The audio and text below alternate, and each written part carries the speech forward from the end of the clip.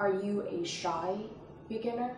Are you a nervous speaker? Do you always feel reluctant to speak English? If you answer yes to one or all of these questions above, then this video is for you. Because today I want to suggest a few ways to help you feel the comfort in the discomfort, to find the ease in speaking English. So let's get started.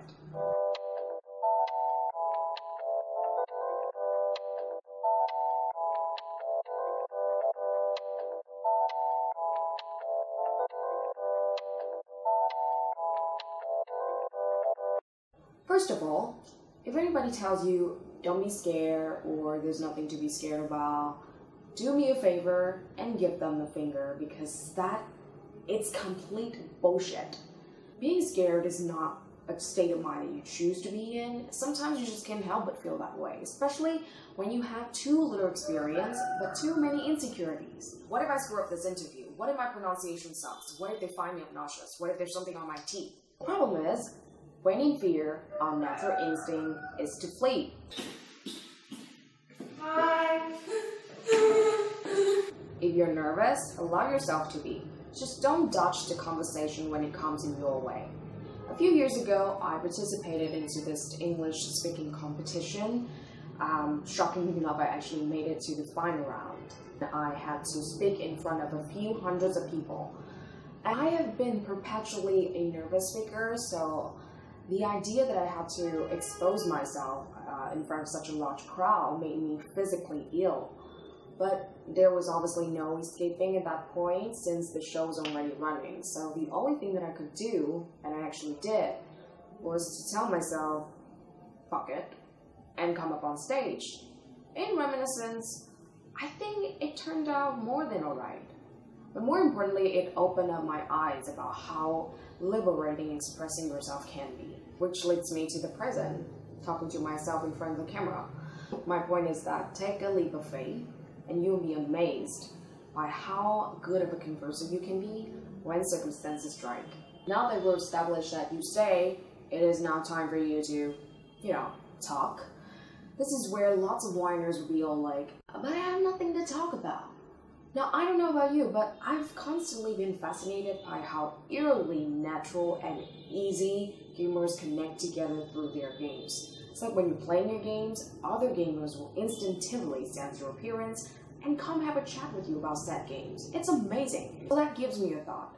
If you can find a field of interest which you and your counterpartner both are keen on, dive in there, and your conversation will just flow effortlessly.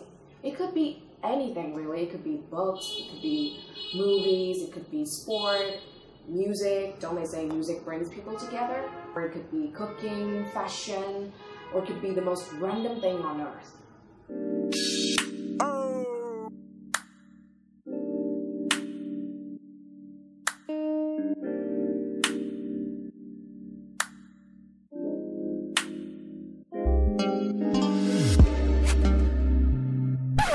Ugh, what a scam.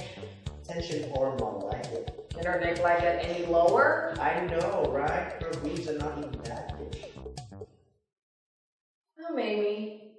Hi, Amy. Whatever it is, let your enthusiasm swallow your anxiety and carry you away. And before you notice, you'll be rambling for hours. Somebody had to stop you from talking.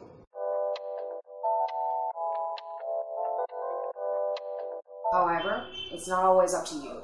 Sometimes you can find yourself literally lost in translation, which means you have no idea what people are talking about. To me, it would be any discussions about football or basketball or any kinds of ball really, no pun intended.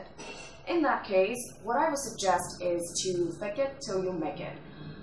Just smile and nod along. Oh yeah, totally. Sounds cheating, but hey, at least it's better than panicking and start rambling and making crazy eye contact. Because trust me, that's not a cute look at any days of the week. Another thing is that instead of trying to dissect every spoken syllable, I'd rather put my effort into catching the gist of the conversation so that when people ask me a question, at least I'm capable of giving a decent enough answer.